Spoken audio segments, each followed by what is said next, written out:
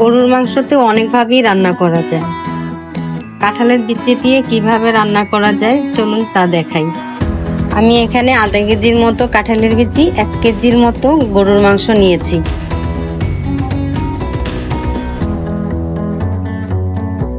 পেঁয়াজ ভেজে নিলাম, দারচিনি, এলাচি, তেজপাতা ভেজে নিলাম। আদা রসুন বাটা, জিরা বাটা, ধনিয়া বাটা, চীনাবাদাম বাটা সব একসাথে দিয়ে পেঁয়াজের সাথে ভালো করে ভেজে নিলাম। হলুদ, মরিচ, লবণ স্বাদ অনুযায়ী দিয়ে ভালো করে কষিয়ে নেব।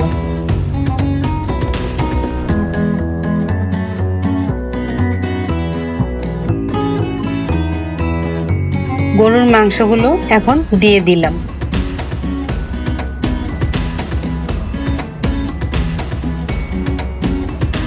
মাংস ভালো মতো কষানোর জন্য 20 মিনিট ঢেকে রাখলাম। কাঁঠালের বিচিগুলো মাংসের সাথে মিক্স করে নিলাম। কাঁঠালের বিচিগুলো কিন্তু আমি আগে সেদ্ধ করে নেই নাই। আস্ত কিছু কাঁচামরিচ দিয়ে আমি পুনরায় মাংসটা ঢেকে রাখলাম। আমি পানি দিয়ে নিয়েছিলাম কাঁঠালের বিচি আর মাংস যেন ভালো মতো সিদ্ধ হয়। আমি পরিবেশনের আগে একটু জিরার ফাঁকি দিয়ে দিলাম। তৈরি হয়ে গেল কাঁঠালের বিচি দিয়ে গরুর মাংস রান্না।